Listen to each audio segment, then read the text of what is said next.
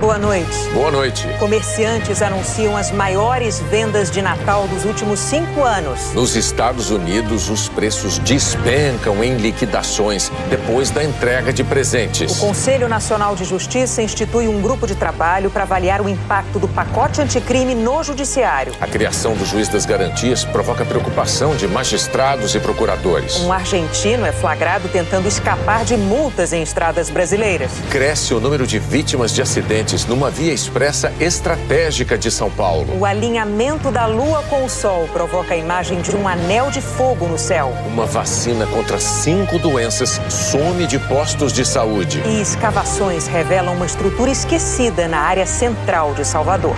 A partir de agora, no Jornal Nacional.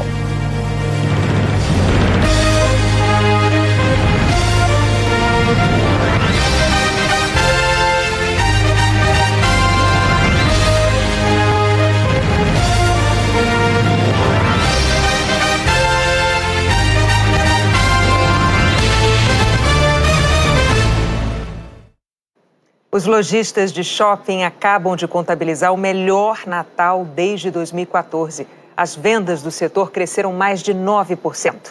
Shopping cheio e todo mundo com sacola na mão. Essa imagem deixa qualquer vendedor rindo à toa. Mas hoje não é dia de comprar. Não, hoje é dia de trocar. A camisa que ela comprou tamanho errado. Eu tinha que comprar tamanho B, de barrigudo, e ela comprou errado. Pode perguntar por aí, a resposta vai ser a mesma. O meu marido ficou pequeno, acho que eu errei o número do marido. Hoje foi dia de troca para os consumidores e de comemoração para os donos de lojas. Segundo a Associação dos Lojistas de Shoppings, as vendas foram 9,5% maiores do que as do Natal passado. É o terceiro aumento consecutivo e o melhor dos últimos 5 anos. A conta é feita com informações de mais de 30 mil pontos de venda pelo Brasil. A gerente dessa loja de calçados em São Paulo disse que os clientes estavam mais generosos esse ano. As pessoas vieram em busca de sapatos, presentes com valores mais agregados. Não simples lembrancinhas como foi o ano passado, que era mais porta-cartão, carteira, foi mais realmente presentes grandes. Presentes mais caros dependem de dinheiro, no bolso ou no banco. E o balanço do Natal sugere que esse foi o caso. O que puxou o faturamento para cima foram as vendas à vista. A Associação Comercial de São Paulo avaliou as vendas do dia 1º de dezembro até a véspera do Natal. As compras a prazo ficaram estáveis. As que foram pagas à vista aumentaram 13,1%. As explicações são uma certa recuperação da renda real das famílias, com uma queda da inflação, não é muito, mas é importante. Você tem uma melhora do ambiente do mercado de trabalho, queda da taxa de juros na ponta, alongamento dos prazos médios de pagamento e a liberação do FGTS. Tudo isso somado criou uma situação muito positiva para o comércio. Foi preciso até contratar mais gente para aproveitar a boa fase. O número de vagas temporárias nos shoppings cresceu 40% em relação ao ano passado. A Alba foi contratada de última hora. Ela já vai ganhar uma comissão boa e sonha com um ano novo feliz. É uma contratação, efetivação sempre é muito bom. E tem chance. Os comerciantes estão empolgados, querem vender mais até o último dia de 2019. Às vezes a pessoa ganha o presente, não gostou, quer trocar. E aí ela vem trocar, já compra mais também, né? Então o dia de troca não é o dia perdido? Não, de jeito nenhum, nenhum dia perdido. Em alguns países, como os Estados Unidos, o Canadá, a Inglaterra, o comércio promove liquidações arrasadoras assim que passa o Natal. E os preços caem para valer. Enfrentar fila na frente das lojas no dia 26 de dezembro já virou quase uma tradição em Londres. Apesar da chuva e do frio, estes amigos garantem. É o melhor lugar onde eles poderiam estar, porque os descontos são sempre incríveis. Discounts are always crazy. Em Nova York, a mesma coisa. O movimento de sacolas mostrava que era um bom dia para comprar. Também teve loja com fila para entrar. Este turista brasileiro descobriu logo cedo no hotel. Por ser um dia depois do Natal, os preços são comparáveis ao preço que tem na Black Friday, né? Aí ele veio às compras e trouxe a mulher. Gostei, comprei mais que ele até. Esta estudante encheu o carrinho de roupas e disse que economiza sempre comprando depois do Natal. A Rosa fez a festa, comprou vários perfumes e cremes para enviar para os parentes em El Salvador. e garante que os preços realmente caíram, que é uma boa oportunidade para o consumidor. Sim, muito boa oportunidade de preço. É uma oportunidade também para queimar de vez o que sobrou do estoque de Natal. Esta é a intenção dos lojistas. Nas vitrines, a tentação, descontos de 50% até 75%. E na internet, os eletrônicos são destaque. Uma TV de 65 polegadas sai pelo equivalente a R$2.000. Uma pesquisa da Federação Nacional de Varejo mostrou que 68% dos consumidores americanos já pretendiam comprar depois do Natal e que 49% deles queriam aproveitar as promoções. Foi o que este casal fez. Ela diz que não se importa de o Papai Noel ter atrasado, porque foi mais barato e os produtos ainda são os mesmos. It's still the same. It's still the same. Se a foto de Natal ainda está valendo, por que não os presentes? A Maria José mostrou o que comprou. Look how many things I'm buying. E ela disse que ia continuar. Presentes de Natal. O dia foi de voltar às compras. Everybody had to come back today. O mercado financeiro teve um dia quase festivo. Os principais índices das bolsas de valores de Nova York e de São Paulo fecharam em alta com novos recordes de pontos.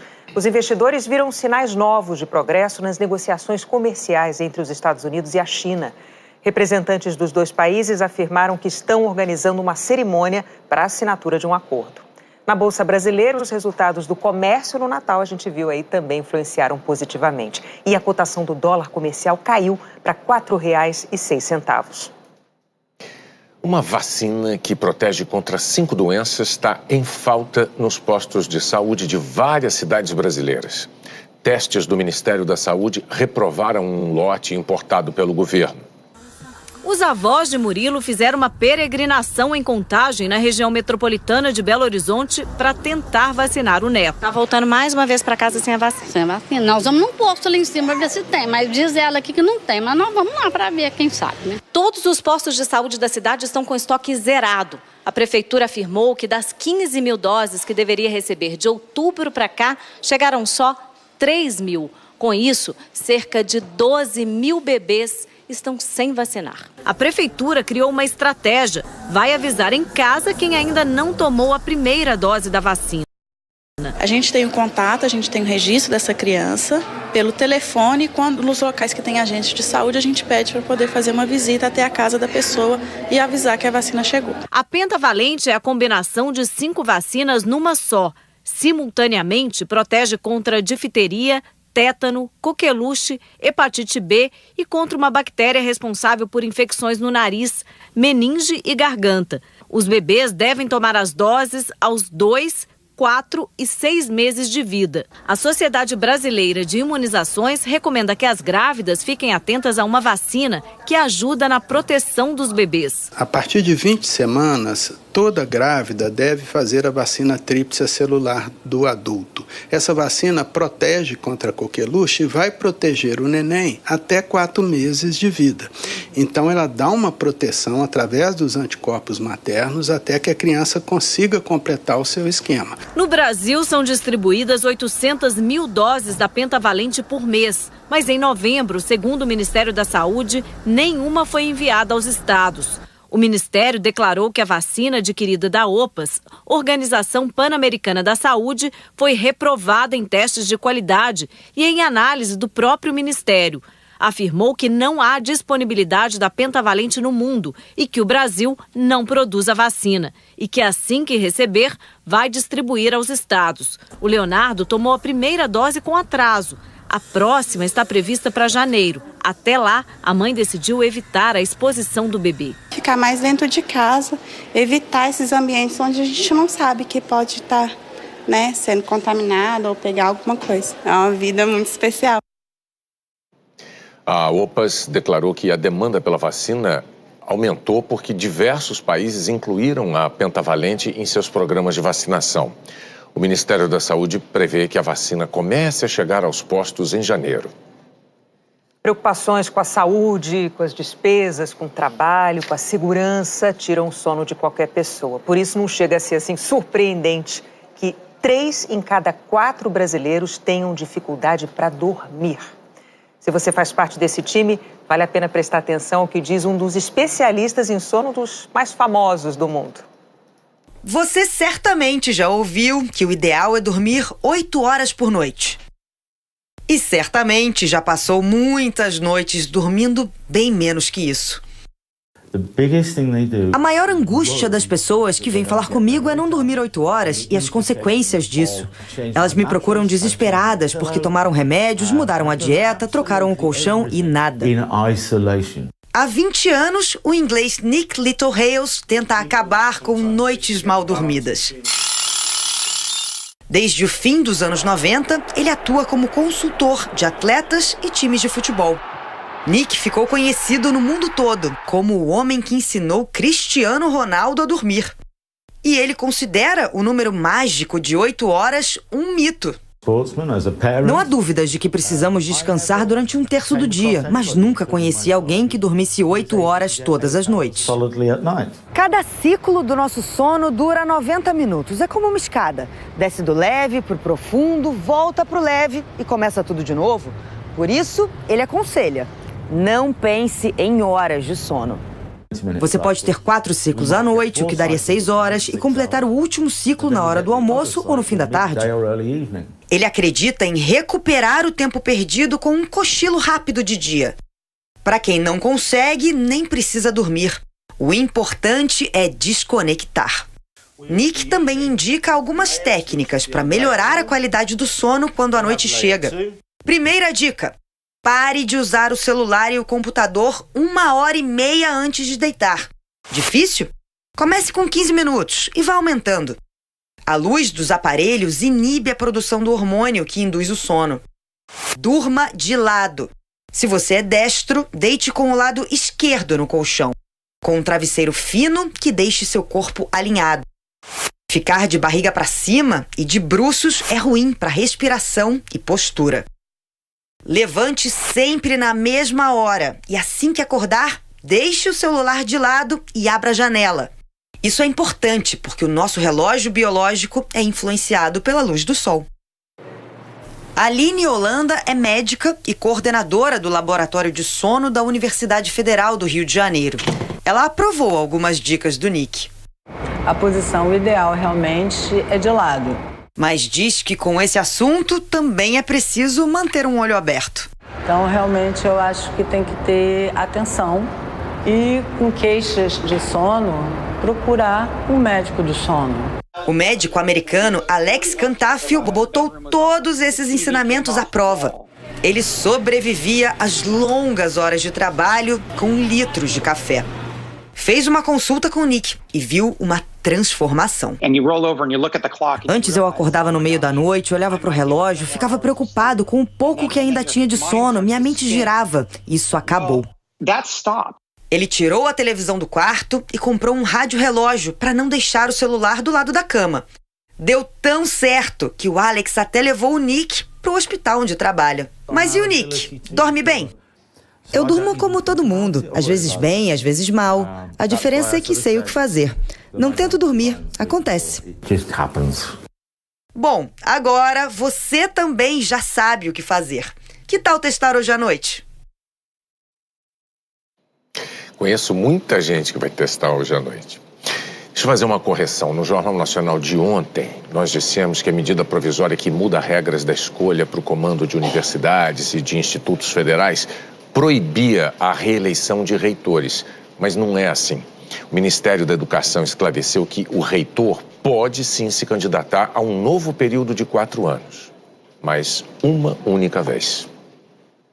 A seguir, um lugar do Brasil onde o calor do verão parece não ter começo nem fim. E o eclipse, que só quem vive na Ásia pôde enxergar. Uma cidade do Rio Grande do Sul encontrou uma forma muito eficiente de incentivar a separação do lixo que pode ser reciclado. Montenegro fica na região metropolitana, a 60 quilômetros de Porto Alegre.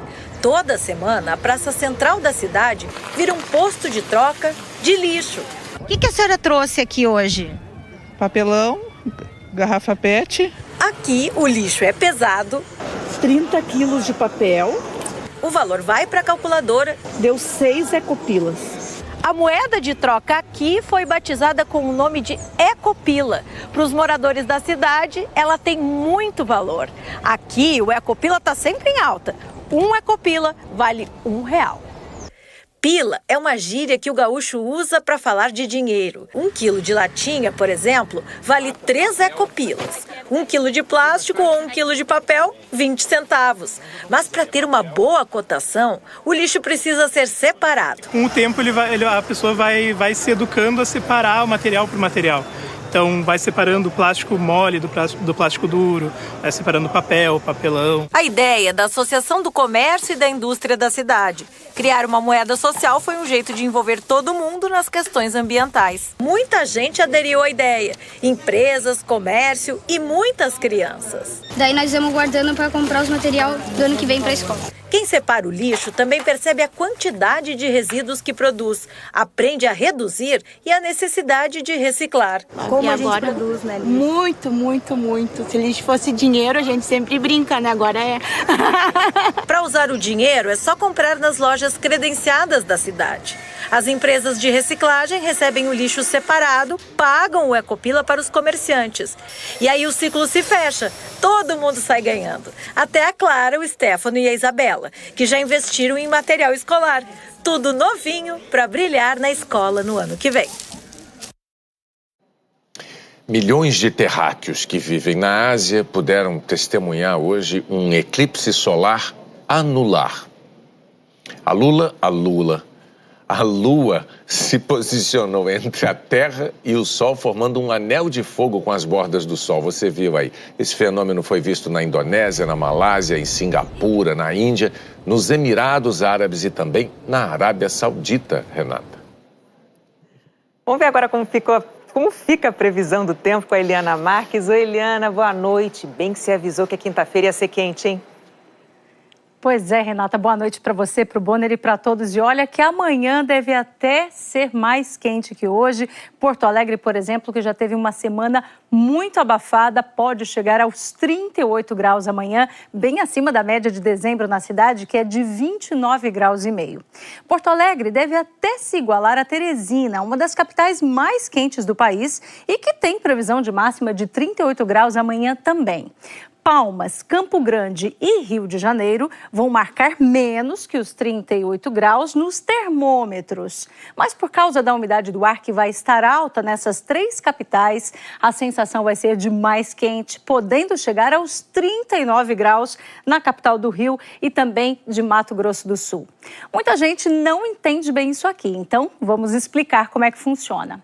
A temperatura do corpo humano fica em torno dos 37 graus. E sobe quando está muito quente. Aí, para fazê-la voltar ao nível de conforto, o nosso corpo transpira. Só que se o ambiente está muito úmido, essas bolinhas azuis aqui, a transpiração não acontece como deveria. Aí o corpo fica suado, aumentando ainda mais a sensação de calor. Então, vocês aí no Rio, Renata e Bonner, se preparem para uma sensação de quase 40 graus amanhã. Nossa, a gente já está se preparando, Eliana. Vamos ver então onde vai ter chuva amanhã? Vamos sim, olha, chuva é para a maior parte do país, onde o nosso mapa está verde, inclusive pode voltar a chover nas serras gaúcha e catarinense e também entre a cidade gaúcha de Santa Maria e até o extremo sul do Rio Grande do Sul.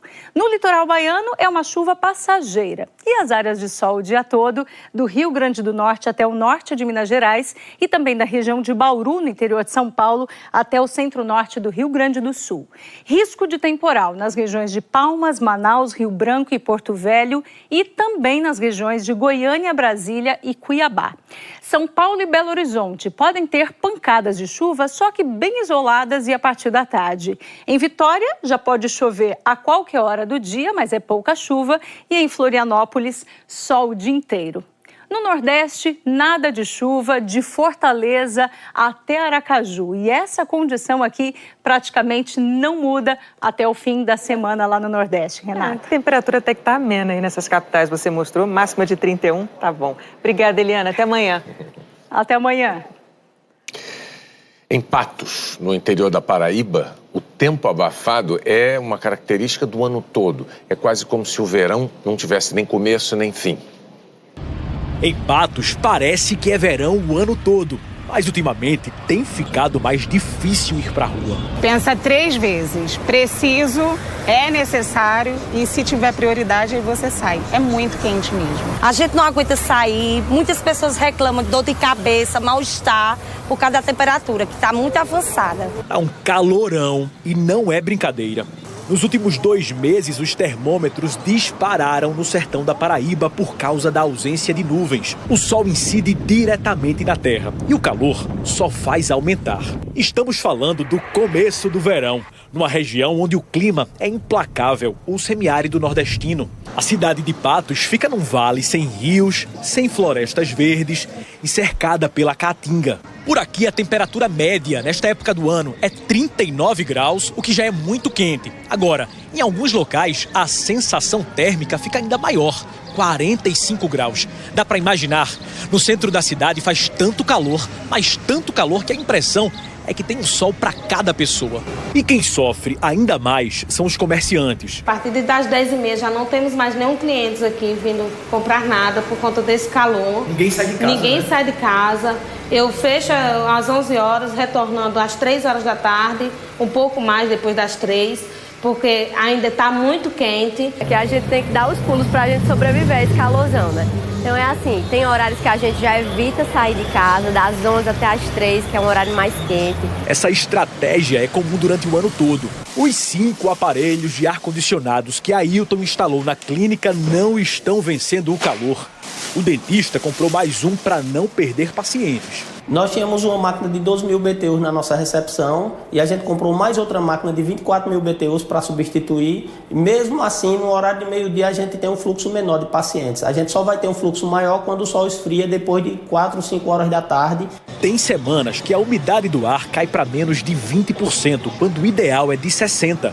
As crianças e os idosos são os que mais sofrem com picos de pressão, problemas respiratórios e desidratação. Nosso corpo ele tende a suar mais e a gente perde o sal do nosso corpo, os distúrbios hidroeletrolíticos, e às vezes você não consegue a correria do dia a dia, você não consegue beber líquidos adequadamente, então você entra numa desidratação.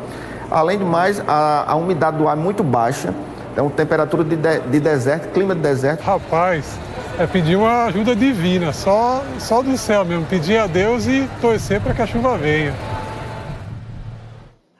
A seguir, a preocupação no judiciário com a criação do chamado juiz das garantias. E o aumento de vítimas de acidentes numa via expressa de São Paulo. A Polícia Rodoviária Federal flagrou uma caminhonete argentina com um dispositivo para esconder a placa na BR-285 em Passo Fundo, no norte do Rio Grande do Sul. A placa traseira estava instalada num suporte ligado a um dispositivo mecânico. Aí o motorista usava uma alavanca para fazê-la deitar. O argentino vai pagar a multa de quase R$600 e a caminhonete fica retida até que ele retire o equipamento e instale um suporte para fixar a placa. O número de acidentes no anel rodoviário projetado para desafogar o trânsito de São Paulo subiu 15% neste ano. E na maioria deles, a causa foi a imprudência dos motoristas. O Rodoanel é a rodovia mais movimentada de São Paulo. Com 134 quilômetros de extensão, contorna a região metropolitana. Interliga 8 rodovias estaduais e 2 federais. Passa por 17 cidades. O Rodoanel foi construído para evitar que os veículos de carga entrem nos centros urbanos e provoquem congestionamentos. Por isso, recebe grande fluxo de carretas e caminhões que cruzam o país. As condições do tempo não importam. Em pista seca ou molhada, o ritmo é sempre acelerado. O que aconteceu aqui? A minha lona estava voando. Fica perigoso assim? Fica perigoso porque ela pode voar e rasgar e cair num carro, pode ter acidente, né? De janeiro a novembro foram 2.454 acidentes, 328 a mais do que no mesmo período do ano passado. Esse ano, 37 pessoas morreram, contra 29 mortos em 2018. O acidente mais grave ocorreu na semana passada. Uma carreta em alta velocidade despencou de um viaduto do Rodoanel e explodiu. o motorista da carreta e uma mulher que dirigia um carro na rodovia que passa por baixo do Rodoanel morreram. No último sábado, o motorista perdeu o controle dessa carreta, que bateu num carro e foi parar em chamas no canteiro central. As latas de tinta se espalharam pela pista. Os motoristas sobreviveram, mas o Rodoanel passou uma tarde bloqueado para limpeza. O que acontece no Rodoanel e em mais 8.300 quilômetros de estradas paulistas é acompanhado dessa sala de controle. É daqui que as concessionárias que operam as rodovias são fiscalizadas. Por contrato, elas precisam prestar socorro às vítimas em no máximo 10 minutos e desenvolver programas para redução de acidentes. Caso contrário, pagam multas. Quando você vê a concessionária atendendo esses tempos contratuais, até tempo menor em algumas situações, eu tenho um risco menor de morte. Claro, as pessoas se machucam, enfim, mas é uma chance maior de se salvar vidas. Só este ano, o fluxo de veículos no Rodoanel aumentou em 10%. A média é de 143 mil carros e caminhões por dia. Em alta velocidade, qualquer descuido dos motoristas é perigoso. A Polícia Rodoviária diz que o desrespeito às leis de trânsito é a maior causa de acidentes. De janeiro até agora, a Polícia Rodoviária multou mais de 4.300 motoristas por usar o celular ao volante no Rodoanel. Ele acaba perdendo o tempo de reação, ficando um pouco mais lento, então ele acaba perdendo a segurança no trânsito. Ele demora para ver um veículo ou um trânsito que diminuiu, onde acaba tendo as colisões e os choques, acarretando alguns acidentes de gravidade. A Polícia Federal indiciou o ex-presidente Luiz Inácio Lula da Silva pelos crimes de corrupção e lavagem de dinheiro. Segundo os investigadores, a Odebrecht pagou 4 milhões de reais de propina ao Instituto Lula por meio de doações entre 2013 e 2014. E, em troca, foi beneficiada em negócios com a Petrobras. A PF também indiciou o presidente do Instituto Lula, Paulo Okamoto, e 2 delatores, o ex-ministro petista Antônio Palocci e o ex-presidente da Odebrecht, Marcelo Odebrecht. O inquérito original foi para investigar palestras do ex-presidente Lula pagas por empresas envolvidas na Lava Jato. Mas a PF afirma que, neste caso, não encontrou crimes. A defesa de Lula disse que as doações ao Instituto Lula tiveram origem identificada sem qualquer contrapartida. Que, na época, Lula não era mais agente público e que o beneficiário foi o Instituto Lula, que não pode ser confundido com a pessoa física do ex-presidente. O Instituto Lula declarou que todas as doações que recebeu foram legais, formais, documentadas e sem contrapartidas. A defesa de Paulo Okamoto declarou que ele já foi absolvido de outra acusação semelhante e que o delegado transparece que deseja recriar casos. O prefeito do município paulista de Ribeirão Bonito, São Paulo, foi assassinado. Chiquinho Campaner, do PSDB, tinha 57 anos. Um homem encapuzado atirou contra o carro dele e feriu outras 2 pessoas. Elas foram socorridas e não correm risco de vida. Em junho, a Câmara Municipal de Ribeirão Bonito rejeitou um pedido de cassação do mandato do prefeito. Ele era suspeito de usar dinheiro público para fazer propaganda pessoal numa revista. Em setembro, a Justiça arquivou uma ação civil pública contra Chiquinho, que tratava das mesmas suspeitas. O Conselho Nacional de Justiça criou hoje um grupo de trabalho para elaborar um estudo que vai analisar os efeitos da aplicação das medidas aprovadas do pacote anticrime. Esse grupo vai ter até o dia 15 de janeiro para concluir o estudo. Nesse pacote de medidas aprovado no Congresso e sancionado pelo presidente Jair Bolsonaro, juízes e procuradores manifestaram preocupação com a criação do chamado Juiz das Garantias. Na fase de investigação, o Juiz das Garantias vai decidir sobre pontos como pedidos de quebra de sigilo bancário, fiscal e telefônico, mandados de busca e apreensão, prisão temporária, preventiva ou medida cautelar. Também será ele quem decidirá prorrogar a prisão, estender o prazo dos inquéritos, homologar uma delação premiada. De acordo com a lei, a competência do Juiz das Garantias abrange todas as infrações penais, exceto as de menor potencial ofensivo. Ou seja, não vai atuar em contravenções penais e crimes com pena de até 2 anos, como ameaça, lesão corporal leve e desacato. Se a denúncia for aceita e o acusado virar réu, entra em cena o segundo juiz, o da instrução e julgamento. Ele vai cuidar do restante do processo e dará a sentença. O ministro da Justiça e Segurança Pública, Sérgio Moro, tinha pedido que a criação do juiz das garantias fosse vetada. Porque, segundo ele, vai trazer mais custos para a Justiça. Mas o presidente Jair Bolsonaro manteve esse ponto. Ontem, numa rede social, o presidente Jair Bolsonaro comentou o pacote anticrime. Sem citar o juiz das garantias, disse, abre aspas, não posso sempre dizer não ao parlamento, pois estaria fechando as portas para qualquer entendimento. Fecha aspas. Sérgio Moro também alertou para alguns aspectos que, segundo ele, precisam ser esclarecidos. Por exemplo, se a norma vai valer para processos que ainda estão em andamento. Num parecer enviado ao Planalto antes do veto, Moro questionou se a divisão de competências entre 2 juízes nas investigações de crimes complexos como corrupção, peculato e lavagem de dinheiro vai dificultar a solução desses casos, contrariando princípios da Constituição que tratam de acesso à justiça e tempo razoável de duração do processo. Em nota, a associação, que representa mais de 14 mil membros do Ministério Público, disse que é fundamental alertar a sociedade sobre aspectos da lei que dificultarão ainda mais o combate ao crime e à corrupção no país, sendo o Instituto do Juiz de Garantias um exemplo disso, na medida em que torna mais burocrático e complexo o processo penal e que estuda recorrer ao Supremo. O presidente da Associação dos Juízes Federais do Brasil disse que a Justiça terá dificuldade operacional para cumprir a lei no prazo de 30 dias. A principal dificuldade vai ser estrutural.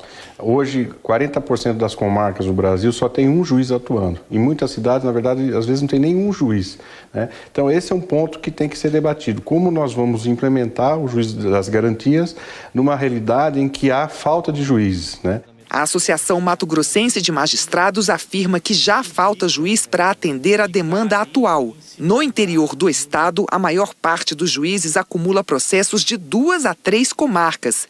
Para implementar a lei, a associação diz que precisaria contratar 30 juízes. Porque da forma como a lei foi aprovada, nós teríamos 2 juízes trabalhando no processo criminal, o que até hoje se atua apenas um.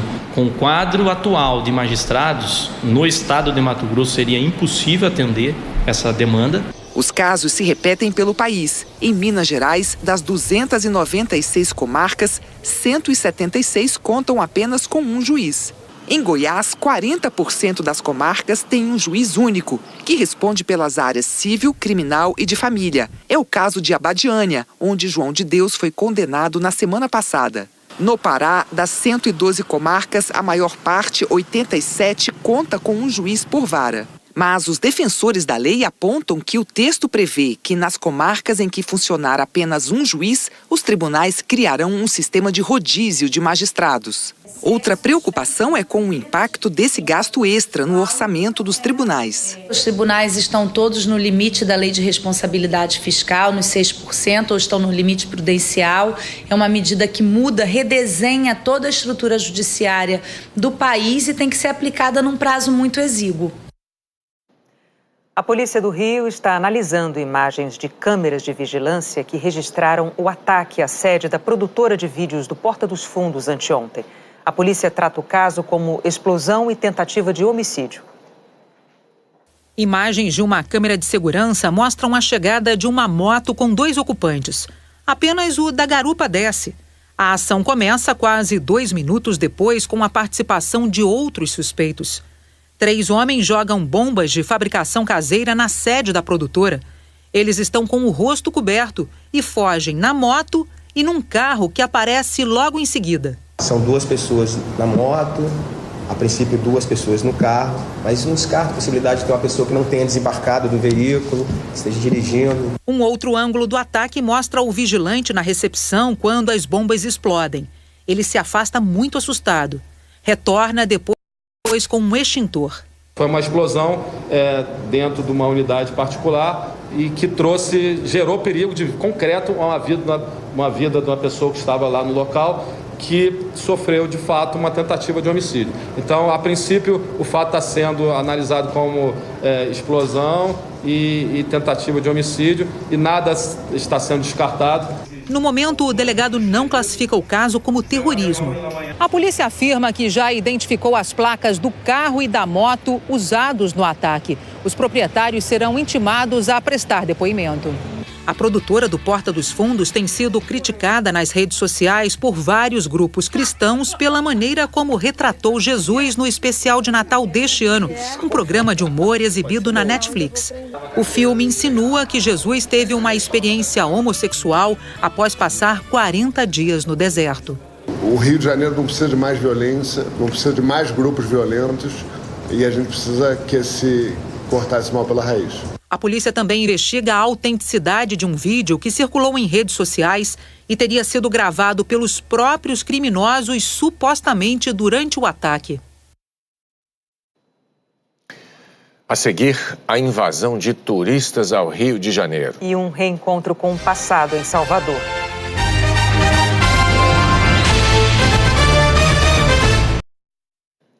Hotéis do Rio de Janeiro já estão quase lotados de turistas para o maior Réveillon do Brasil. A expectativa é que a festa em Copacabana supere os números do ano passado. Céu azul e mar tranquilo. Copacabana se vestiu de beleza e caprichou para receber seus hóspedes. A orla colorida e forrada de gente dá o tom. Está aberta a temporada que transforma o Rio de Janeiro num dos principais destinos nas festas de fim de ano. Tem uma energia que não tem em lugar nenhum do mundo, sabe? Os fogos e tudo mais, e a praia. E é maravilhoso aqui, é muito bom. O Réveillon da virada para 2019 conseguiu reunir quase 3 milhões de pessoas aqui na praia de Copacabana. Para o espetáculo que vai receber 2020, a expectativa é que essa multidão seja ainda maior. O tema da festa esse ano é Amor a Cada Vista. Difícil não se encantar por isso aqui, né? É o Rio, oferecendo o que tem de melhor. É a cidade onde a gente encontra com Deus, olhando para essa natureza. E não existe lugar nenhum do mundo mais belo do que o Rio de Janeiro. O show da virada vai ganhando forma. No palco principal, que está sendo montado, vão se apresentar Diogo Nogueira, Ferrugem e, depois dos fogos, DJ Malboro e a escola de samba Mangueira. Serão 4 palcos e 7 telões ao longo da Avenida Atlântica. A queima de fogos terá 14 minutos de duração, com trilha sonora sincronizada e muitas cores no céu do Rio. Vão ser 16,9 toneladas de fogos de artifício, posicionadas em 10 balsas. Os turistas vão chegando de muitas formas. O número de visitantes também deve superar o do Réveillon passado, que foi de 1.400.000. A rede hoteleira agradece. Os nossos números de ocupação estão bem melhores já do que o ano passado nessa mesma época. A cidade já tem 90% de ocupação e a gente espera aí fechar o ano novo com 100%. Pela praia já tem Feliz Ano Novo em muitas linhas. Happy New Year! Que tenham muito feliz ano novo. Muita gente vem pela primeira vez, mas já sabe que o espetáculo aqui é inesquecível. Além de ser uma tradição brasileira, né, é um lugar espetacular, uma praia linda, né? Muitas pessoas vêm do mundo inteiro passar Réveillon aqui. Pelo menos uma vez na vida tem que vir.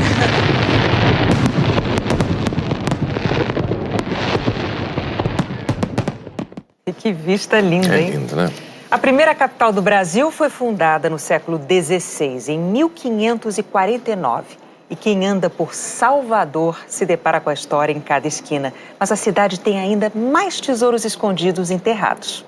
Do alto, o baiano Castro Alves assiste à reforma da praça que leva o nome dele no centro de Salvador, onde escavações revelaram ruínas de pelo menos 2 séculos.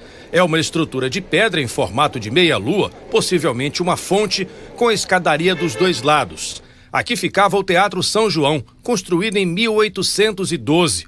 Um dos mais importantes do Brasil na época. Mas, curiosamente, a única fonte que aparece em fotos era bem menor e situada distante do local das escavações. Os arqueólogos estão diante de um mistério. Esse é o grande enigma, ou seja, é muito fácil achar e falar está relacionado, mas a gente tem que provar, né? Se é anterior, se é durante, por exemplo, pode ser alguma estrutura que foi uma reforma interna do teatro. O Teatro São João foi destruído por um incêndio em 1923 e deu lugar a este prédio. Os arqueólogos vão analisar em laboratório restos de vidro, louça e metais recolhidos aqui durante as escavações para descobrir a idade aproximada desses materiais.